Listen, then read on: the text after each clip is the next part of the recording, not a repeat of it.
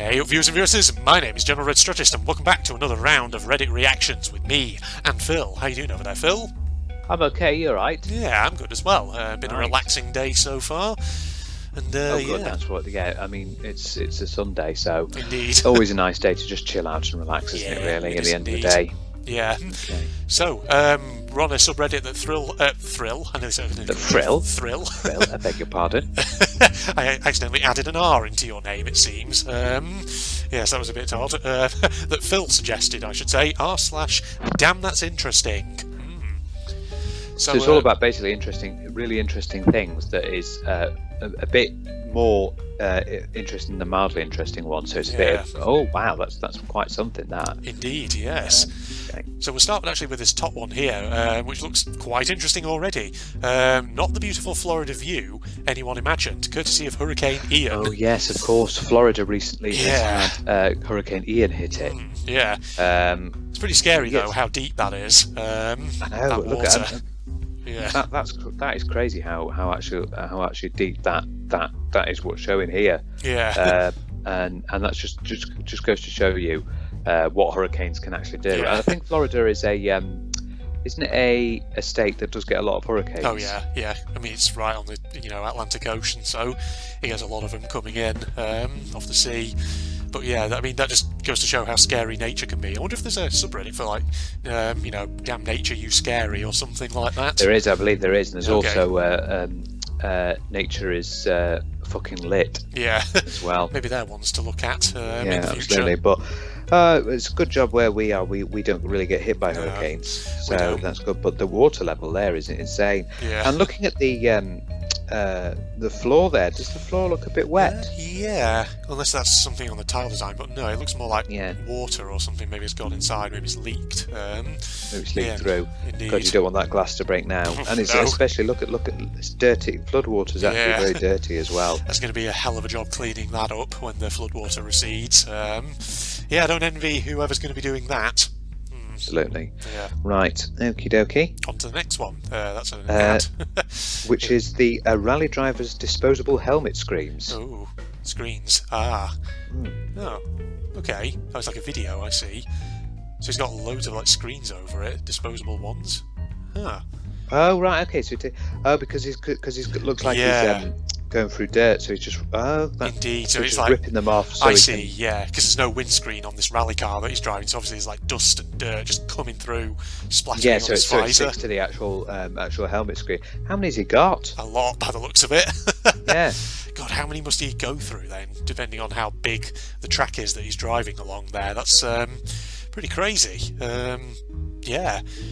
I never really thought about that though before. If you're obviously driving through somewhere that's quite windswept and there's probably like lots of dust and stuff in the air, obviously it's going to quickly accumulate over your visor or your windscreen or whatever. So like thinking if you're a rally driver like that, how do you deal with that? I guess there's the answer. And it looks like there's the answer. They just take off a load of screens. Wow, that's pretty impressive. That it's just carrying on. Indeed. I'm kind of curious though how he's having to do it in between shifting gear and everything. So that's probably not going to be very good for him. He's like take it off. Oh no, here it comes again. I've got to do it again. Yeah. I'm just thinking as well, because obviously he's doing that with gloved hands, so like he must have to do a lot of practice to like actually get hold of it and pull it off real quick. Yeah, unless it's an easy sort of one that can be pulled off with gloves. Yeah. I don't think about it that way Probably as well. specially designed or something, isn't it? Yeah. Okay, next one then, I think. Right. Okay. An open-air school in 1957 in the Netherlands. In the beginning of the 20th century, a movement towards open-air schools took place in Europe. Classes were taught in forests so that students would benefit physically and mentally from clean air and sunlight. That is interesting. I feel like that's an idea that still is around at the moment, because getting kids out into the open air. Yeah, that's a very interesting idea to do that as well. Yeah. If you get them out, it will help them from being cooped up inside as well. Get them some nice fresh air. Because I always thought as a kid, sometimes the worst thing is being stuck in some like really boringly decorated classroom that just doesn't stimulate you at all. So yeah, open air classrooms probably are a really interesting thing to actually do.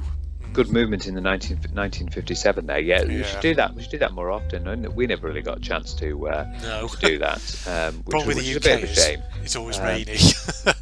Indeed. But also because nowadays you see, unlike compared to 1957, obviously it's all about technology and computers, and you can't really take them outside. No. Because of all the electronics and everything. Yeah.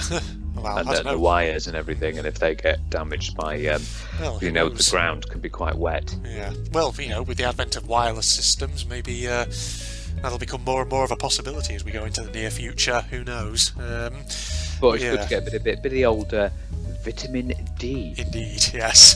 It's all about vitamin D. That's what you want to do with your kids. Get them out, get them stimulated intellectually, and then, physically as well. Okay, on to the next one. Over to you, Phil. Right, okay, so 3-year-old Wyker Webb survived the Montana wilderness alone for 2 days. He was found in a shed 2 miles from his home. Authorities say he was very lucky, considering the Bull Lake Valley where he was found was home to many mountain lions and bears. Damn.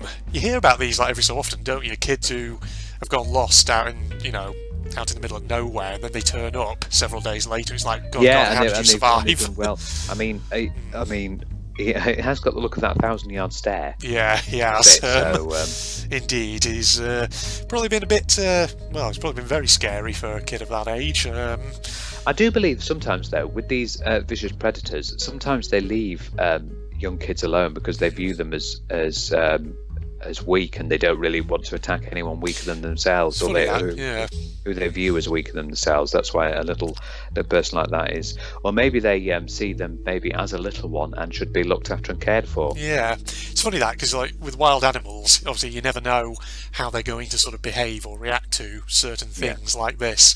So it's like, some animals might just see that as an easy snack to get hold of and eat. Yeah.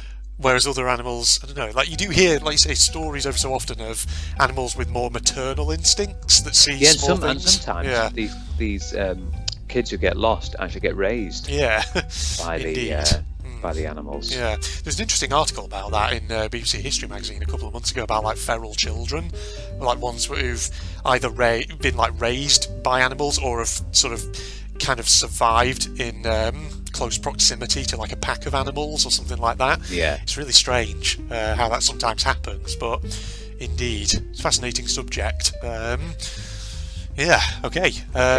one then, I guess. That is a dormouse is a rodent found in Africa, Asia and Europe. They're named for their long dormant hibernation period of 6 months or longer. Indeed, yes. God. Yeah, it's a tiny little thing, that thing, on that picture. Yeah, they do. The 6 months is quite a while. Yeah. Mind you, it's because they can't really hack it with the cold winter months, can they, really? Can't. So they just got to hibernate. And, imagine, though, when they come out of their hibernation, though, I imagine it's kind of like bears. They probably have to, really consume so much in order to equal their own body weight every sort of, however many days or something, just to keep themselves, make sure they're fattened up in preparation for the next winter. Yeah. They wake up and they're like, oh, I could do with a big pizza now. A big pizza? That's quite a deep voice for a tiny little mouse. Exactly. I could do with a pizza. Oh, what toppings shall I have? Shall I have some acorns on it? And then, let me at it. Acorn pizza. There you go. It's very cute, actually. Yes, it looks quite happy. I say that because we have no idea what's going through its head, but yes, indeed. Happiness. Okay, on to the next one. Crystal clear water straight from the glacier in Alaska. Oh, there you go. That's quite a pretty image. God. Yeah, look at that. Look how clear that is. You don't see that very often. You do not see clear water like that. No, you don't. Oh, that is beautiful. It just makes you want to drink it. Yes, God. Glaciers are incredible sort of natural formations of ice and all that. And it's they are. I once makes me have a hankering for snow now. Yeah. I once watched this was years ago, but I'm pretty sure, was it, who was it? Was it Alan Titchmarsh? There was a documentary where he went out to, I don't know, it was probably Alaska or Canada or somewhere, and he was on one of these glaciers, and he had a implement where he drove it down into the ice, this tool or whatever it was, and then hooked it up with a cable to a headset or something, where you can then listen to the sound of the ice moving. It moves very slowly. Yeah, I've heard things like that. With, cracking as well. Yeah, and it's really interesting noises. This ominous but interesting noise where it's slowly creaking its way along. But yeah, that's quite an interesting thing. Indeed. Next one. As part of the project, as if nothing happened, an AI drew Michael Jackson if he was still alive and had never gotten plastic surgery. Oh, okay. That is intriguing. That is intriguing. So that apparently is what the AI thinks he would have looked like, were it not, for his plastic surgery and if he was still around. Yeah, that's almost kind of a bit spooky, but I know. Is it the when did he? Oh yeah, he died in 2009. Didn't he? Yeah, it was a fair few years ago. From something like a drug overdose. I remember it actually because it was on the news, and we were going to we were on a school trip to Ypres. All right. Would you believe? Yeah, Indeed. And we were on the bus going down to Dover. Yeah. Wow. Would that have been GCSE or A level? Or? Yeah, GCSE. GCSE. Yeah. That's when we heard about it, and. Why did he go through plastic surgery? I don't know. Very intriguing, that. He was. I don't know. He was a very, he was a troubled guy, Michael Jackson. He had a lot of problems, personal issues. He did. But God, yeah. He was loved by many, though. Yeah. It's weird what AI can achieve now these days. I know, that's pretty impressive. If that's actually what genuinely might have looked like. Yeah. Indeed. Okay. On to the next one. Making vodka. Pour those potatoes in there. There we go. Let's get some sound on this. Oh gosh, it's like a 2-minute 30 video, this, but it's just yeah. Well, we'll watch the whole thing. Yeah, we don't see it all. Yeah, just skip along a bit. Yeah. So chopping up the potatoes. Yeah, I'll skip along a bit here just to keep it going. I'm not really it's just steamed. Okay. So it's just making. Yeah, I knew that vodka was made out of potatoes. Yeah. I did know that. So even though I don't drink water. it. I believe it's also Russian for little water. Yeah. That's what it means. And probably from what we can see here, I can see probably why it's not using. Well, hang on a minute. Someone just put a load of water in there, so that didn't look very much like little water. Distillation. What's vodka's alcohol content? Is it quite potent? It's potent, yeah. It's like one of those ones that like really burns as it goes down. Yeah, I've never really drunk too much vodka in my life before. I've drunk none. Yeah. It just doesn't do it. Alcohol doesn't do it for me. I just don't see the benefits of it. I mean, I just don't like. Yeah. I can't anyway because of medical conditions. But if I could, I just don't like the feeling of being drunk, because when you're in that state, I feel like you can be easily manipulated. Oh yeah. And I just don't like that feeling. Plus, I think for you, you've got medical reasons why you can't drink it either, because of GERD and all that. But yeah, I must say, as I've got older myself, I found that, I don't know, increasingly I find that I'm becoming a bit intolerant to certain alcohols, like cloudy cider, for example. I find that I just can't really drink because it seems to give me real bad acid as well. So that does it. Yeah, so it's like certain alcohols for me. I just don't drink them. Well, there you go. That's how you just you create vodka, ladies and gentlemen. Make vodka, yeah. There are many people who do like it, but there you go. That's what it's all about. Indeed. Well, to the next one. That's a promotion. Don't want to look at that one. Over to man's skeleton found in his house 4 years after he was last seen. Oh, that's a grim situation. Yeah. God, so hang on, where is his house located? Because I would have thought, if it's on like a street somewhere, surely it must have been neighbours who must have reported him missing or something. Like they'd not seen him for a while. And also smells. Yeah, things like that. Corpses that go off and go wrong give off horrendous smells. Well, the thing is, I've never smelled, but I've had people who have told me the smell of a rotting corpse, and apparently it's one of the worst smells that you could ever imagine. I've heard funny things about the smell of dead bodies and things like that. So some people say it's one of the worst things you could ever smell, but some people say it also has this kind of almost disturbingly sweet quality to it. And so it's a bit weird, because I've heard people say apparently thousands of years ago there was a Roman general who coined the term the sweet smell of victory, and there's people saying, was that what he was referring to? The whole idea of just corpses on a battlefield and this horrible smell that has this weird quality to it, things like that. It's just ugh. But yeah, it's just how did that not get discovered for 4 years? Because it's you would have thought that either the smell or neighbours thinking, we haven't seen this guy in a while, is everything all right? Yeah. It also looks like his the way it is, it looks like something's like a 1-ton brick has just gone into him. Yeah, it's just been impounded into the mattress. Yeah, it's a strange one. That kind of would like to know what the context of that is, where that is, and was there kind of report maybe on what was left of his remains. I mean, it'd be probably hard to do an autopsy on that because it's just basically little more than a skeleton at this point. But yeah, and they seem to have disintegrated the bones as well there. Indeed. Interesting. Strange, yeah. And the thing is, like, if you preserve bodies early on, like, some bodies can last for ages without decomposing if you put them in the right sort of circumstances. You know, if you put them in like a cold, dryish environment. Well, that's like the cryogenic storage, isn't it? Indeed, yeah. Because apparently, like, there's an interesting video. Sorry, I'm just going on a bit of a digression here, but there's an interesting video from, I think it's from Wired on YouTube, with a mortician called Victor M. Sweeney, who talks about, basically all things to do with his job. And there was one question that he got asked on Twitter about something about how long bodies last before they start decomposing, and he says that it really varies. Like, some bodies can actually last for a long time and barely decompose depending on the conditions that they're kept in. Because he says, like, some like sealed caskets and things like that have been reopened like 50 years after the death and the body has barely changed. It's things like this, but it's a fascinating and morbid subject. But sorry, I just wanted to mention that. No, that's interesting. It's interesting. I mean, we are on the damn that's interesting already. Yeah. It's like Mortician answers dead body questions on Twitter or something. Interesting video. I've seen some of those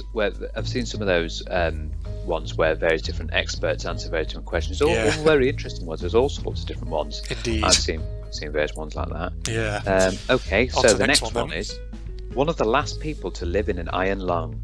At 6 years old, Alexander was diagnosed with polio, which led to paralysis from his neck down. The machine is made to compress and depress the chest. Today, he is 74 years old and he still relies on the iron lung to keep him alive. Jesus, wow. I mean... Yeah, these are very, very good devices that keep people with polio going, because essentially polio makes it so your lungs can't work properly. Yeah, it paralyses you, yes. Basically paralyses you and you can't do it, so you have to have this special machine which actually makes your lungs compress and decompress. Yeah.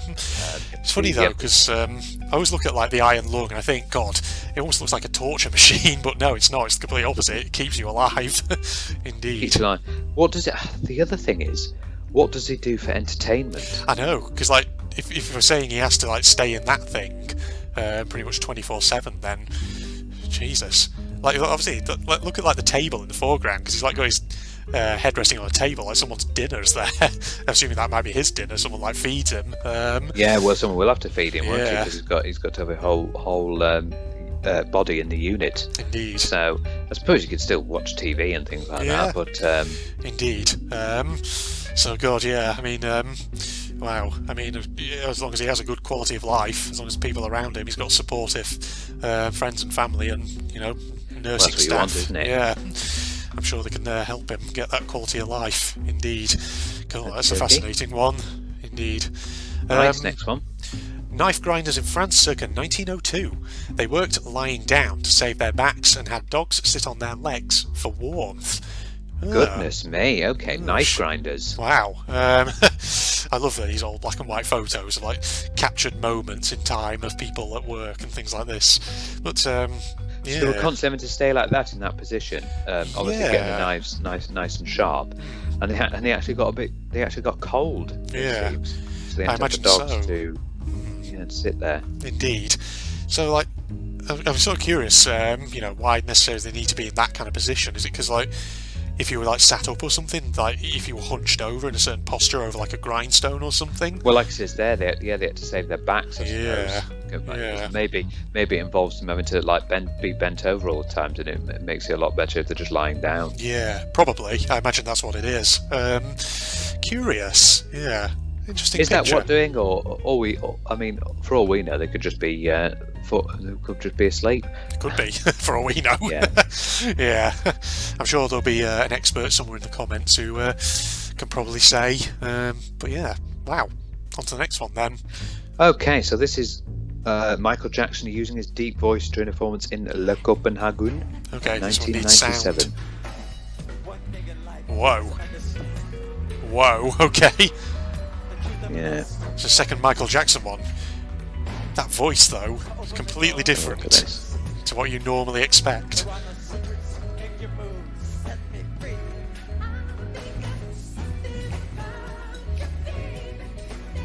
Wow, and then he went back to his... that is some vocal range, isn't it? Yeah, that is some vocal range.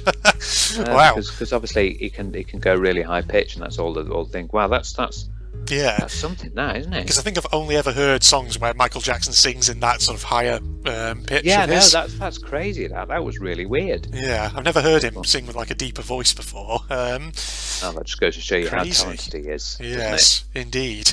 Wow, so that was our second Michael Jackson related one. I know, we've got two Michael Jacksons in there. Indeed. Right, Andrew, what's next? An Arctic fox looking straight into the camera in the Swedish Lapland's wilderness. Yeah. Oh. Very fluffy, there he is. Very fluffy. Indeed. Wow. You're looking at me. Yeah, you're looking at me, you're talking bitch. to me. Yeah. Yeah, you got a problem with me hunt being you here? down and eat you. Yes. He looks a bit pissed off, does that Arctic fox, I must say. Maybe because he's got this human who suddenly interrupted him while he's trying to just relax and chill. He's like, what the fuck is annoying me now? Back off. Yeah. So I'm going to make another YouTube video recommendation here. I can't remember the exact title of it, but there's a video on YouTube. It's like an Arctic fox somewhere in the high north of Russia. There's like a Russian guy, presumably like a campfire with some food on it, and you can tell that the fox is obviously curious because it can probably smell the food. And every time it like inches closer, the Russian guy just like says something in a loud voice at it, and it like goes skittish and like backs away, and then comes a bit closer again, and then he like says something else at it, and then it backs away again. Yes. Not fluffy. Well, yeah, they've got to be fluffy, haven't they? Because they've got to survive against the cold. It's Indeed. really cold. Seem lately on YouTube when I go on, I've been getting like long adverts, like several minutes long each, for what I think is David Attenborough documentary. Like, is it Frozen Planet 2 or something? Yeah, it's very popular at the moment. I keep getting adverts for it. Like we're talking like 3-minute adverts here, and it's one of those rare instances of a 3-minute advert that I will actually willingly sit through and watch because it's actually interesting. Because it's basically snippets from the documentary of like showing animals in the wilderness. It's actually quite interesting. He's getting on now, isn't he? He is, yeah. So David Attenborough, but he's. He likes his nature thing, but the way he presents things is just really good. It makes it really interesting. Yeah, that's the thing that I like about David Attenborough. Indeed, yeah. Camera work on those documentaries is always so incredible. Phenomenal, absolutely phenomenal. Indeed. I saw a behind-the-scenes sort of video of how they actually do it, and it is really impressive. Yeah, it is indeed. Wow. Next one. What we're looking at here, we're looking at a mutation in a crocodile. Oh. God. Oh, its tail. It's a crocodile mermaid. Yeah, that's a strange one. Yeah. So its legs haven't really formed properly. It seems there. Yeah, it's strange, like how that's tail's kind of come out like that. Very weird. Sort of like webbed as well. Well, sometimes deformities like that they do happen. Yeah, well that's the thing, isn't it? You do get that. Mutations happen in all sorts of creatures. Not just humans as well. You get them in all various different animals. Yeah, indeed. Yeah. Well, next one then. A rare photo of North Korean leader Kim Il-sung showing a tumour on his neck. Photographers were forbidden to photograph the right side of his face in the late 1980s. Of course, to make them give them that image of their nothing being wrong. Yeah, indeed. Oh, God. That's quite a tumour though. Yeah, it's a very big tumour, in fact. God, yeah. Just to show, the amount of control that the Kim family actually has within its country. You can't even, on take the media that. As well. Yeah, absolutely. So I'm kind of curious how that photo did they manage to get they must have done it like furtively or something, like without anyone seeing. Maybe, I don't know. Did this kill him? Could be the thing that killed him. Yeah, I don't know much about the life of Kim Il-sung. Something I'd have to read about. Yeah, late 1980s as well. I wonder. Yeah, it's very interesting to see how they actually managed to get it, get the photograph itself. I think it would have been sneaky. Yeah, because judging by the fact that, well, I don't know. I mean, the two guys on the right don't look like North Korean. Maybe they're like Soviet Russian, perhaps, or something. Maybe it's just like a state visit, perhaps. I don't know. Yeah, but there's rules against that thing as well, isn't there, though? Well, indeed. Probably a furtive photographer. Yeah. Okay. Okie dokie. On to the next one. In 1532, Incan ruler Atahualpa was captured by Spanish explorer Pizarro. For freedom, Atahualpa offered to fill a room with gold for the Spanish. The Incas brought over 6,000 kilograms of riches, the largest ransom ever paid. But it wasn't enough for them. Pizarro took the treasure, but still executed him. Well, not surprised about that. Yeah. Yeah. Indeed. A lot of the ancient sort of American continental civilizations, they didn't do too well when the Spanish came over. Let's just put it that way. The Spanish explorers certainly eliminated these Mesoamerican civilizations. Indeed, yeah. Basically, think of it this way, folks. It was like one side had guns and high technology, the other side did not. And they pretty bad. Turned out pretty badly for that other side. Yeah, but you got to think what happened on both sides as well. You can't just take one at face value. Like you said, obviously you explain more of this in, I believe, USA Being Hunted episode on the Aztecs. Yeah. We explain more about this sort of thing. Indeed. Between the where they got taken over. Oh yeah, absolutely. Don't be under any illusions. The Aztec and Incan civilizations, they had their own flaws and things. Sacrifices. Human sacrifice and stuff like that. God, history is so fascinating. Isn't it just? Yes. Okay, what do we got next? 26-year-old Playboy model Anna Nicole Smith and 89-year-old billionaire oil tycoon J. Howard Marshall on their wedding day in 1994. Their marriage lasted 14 months until Marshall died in 1995. Well, that was clearly a marriage for money. I would guess. 100%. Yeah. Oh dear. It didn't last long either. No. We can see that it's clever because she's now going to get some of his inheritance or fortune or something like that. Yeah. I think isn't Anna Nicole Smith dead though now? I could have sworn she was. Well, I don't know about that one. I wouldn't be able to confirm that one. No. Maybe she is, maybe she isn't. I don't know. Last I heard, she was dead though. But I mean, in the picture here, he doesn't look well. No, it looks like he's in a wheelchair or something. Yeah, it doesn't look well, but she's got cracking knockers. Wow. But anyway. Damn, Phil. It's going straight for the knockers. There we go. But that's interesting, yeah, but definitely married for money. I think it's you, isn't it, next? Right. This is the only existing photo of Chernobyl, taken on the morning of the nuclear accident. The heavy grain is caused by massive amounts of radiation that began to destroy the film the second it was exposed. Oh God, I wonder who or how they got that photo. That is very intriguing. Yeah, look at just going to see the amount of heavy grain on it. Jesus, how much radiation. That was certainly, I believe it was what was it? 26th of April 1986. Yes, I think it was, wasn't it? Yeah. I can never remember the exact day. Stunning. Indeed. Yeah, that's pretty. Yeah, I'm sort of concerned. Like, who or how did they get that picture? Did someone have to get that close, or was it taken by a robot or something? Yeah, you can see it's starting to get destroyed. The film there, because it's black around the edges there. Indeed. And it's starting to go. That was what a disaster. It's still really difficult. It's going to be radioactive for more tens of thousands of years. And the famous, is it the elephant's foot? Yeah, it's like where the dead centre of it is. Yeah. Well, the elephant's foot is like a big mass of corium that formed in, I don't know, like a basement or something underneath. It's so radioactive that you can only stand in the same room as it for I think no more than 5 seconds before you basically have to get out. So that's pretty scary. It's crazy. That just looks crazy as well, doesn't it? If you haven't seen my playthrough of Liquidators, ladies and gentlemen, go and check it out. It's basically one of the most unique horror games I think I've played in a while. It's only a short one, but basically it's all about the cleanup of Chernobyl. Check it out. Great playthrough, There's also great game.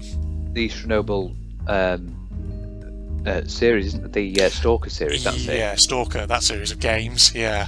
Shadow of Chernobyl, there's that as well. Indeed. Wow. People have suggested that one to me before. Maybe I'll have to take a look at it at some point. Indeed. So there you go, folks. Chernobyl. Yeah, indeed. I know, it's a certainly interesting little thing, isn't it? Yeah. On to the next one. The Death Diving Championship. Right. Jesus. Oh my god. People are deliberately belly flopping into the water. Flipping heck. God. Yeah, you should. It's not good belly flopping like that because it really is. It really can hurt you. Can wind you as well. Yeah, it can. Oh my goodness me! Especially from a height like that, I would imagine. Well, I guess that's people who love the adrenaline rush just going crazy. I know. I guess they dress up a bit as well. I guess it's like the diving equivalent of the Red Bull soapbox, kind of God, thing. yeah, I know what you mean by that. Where people build their own It little cars. looks like it's in a Scandinavian country. I can see from that sign that's Bergen, got the famous line through the O. Yeah, indeed. Well, that's crazy. Whatever floats your boat, ladies and gentlemen. Right, Indeed. Up next is a young Iranian woman without a headscarf is pictured standing on a wheelie bin in Tehran amid near total shutdown of internet connections by the state to crack down on nationwide protests over the death of Mahsa Amini in morality police custody. Yeah, it's a pretty topical thing at the moment. Big protests in Iran and all that. Yeah. Indeed. That's it's brave to do that because then you get in serious trouble. Yeah, you could get yourself into a pretty bad situation, given that how repressive the Iranian state is. It's so annoying how the laws over there are still also backward. Yeah, and like that sort of areas as well, like Saudi Arabia only recently allowed women to drive cars again. Yeah, it's like just like that. More than anything, I would say countries where you have that sort of intense religious element within the political system, I'd say is just the clearest illustration why there should be a separation between state and religion. But that's the thing. Yeah, indeed. Yeah. Okay. Should we do one or two more? Do a couple more. Yeah, we'll do two more. Okay. I'll do this one. Utility workers and their trucks are staged in Florida, preparing to fix damage caused by Hurricane Ian. Wow. Now that's a mobilisation and a half. That is. Yeah. They're ready for it. That's good to see them all already. Yeah. God, hurricanes. Seriously. You've got to think of devastation they cause and things that do happen, and we've just got to say that we're lucky that we don't really experience these. Absolutely, but well, at least that's there and it's mobilised and it's ready to come in and try and clean up everything that's happened. I know that won't be too much consolation perhaps to people who've maybe had house losses or whatever, but destroyed. Yeah, indeed, yes. Well, final one then, I think. Is goodbye internet. So the internet is shut down in Iran. Indeed. Going back to the Iranian, what's going on in Iran at the moment? Yeah, look at that usage. My God. Yeah. Right down. Yeah. If ever there's an argument for liberal democracy and net neutrality and all that, then I think this is a pretty good one right here, ladies and gents. Yeah, look, I can't believe that dip. Yeah, absolutely. That dip is extreme. Imagine that was a roller coaster. Oh dear, that's not what you want. Never take your liberal democratic rights for granted, ladies and gentlemen, because there are parts of the world where states are very repressive and your freedom to access information to know what's going on in the world can be very quickly curtailed and things like that. So North Korea. Yes, what? That too. Indeed. And probably very fitting at the moment. Russia. Yes, absolutely. So it's quite arseholes as usual. Yeah, of course. And Putin is clearly not seeing the error of his ways. Indeed. Still. Yeah. Because he's just acting up, isn't he? Indeed. Yeah. I know. But God, a bit of a heavy one to end it on. But sometimes we do have serious topics that do come up here on the John Red Strategist channel and all that. So thanks for joining me for that there, Phil. We've had a new little subreddit there. Yeah, it's a good one. Why don't, I've got an idea, Andrew. Why don't we throw something out there? Okay. For all the viewers, why don't you choose what we should look as the next subreddit? Yeah, go ahead, leave us some suggestions. Give us some ideas. We've looked at quite a few over the time. Obviously, mildly interesting. Damn, that's interesting. Mildly infuriating. We've had a look at crappy off-brands, I believe. I think we've had a look at idiot drivers. Yeah, the way we were, that historical one. Yeah. Food porn. Oh yeah, that one. Did we look at evil buildings? That one time. Evil buildings. Yeah.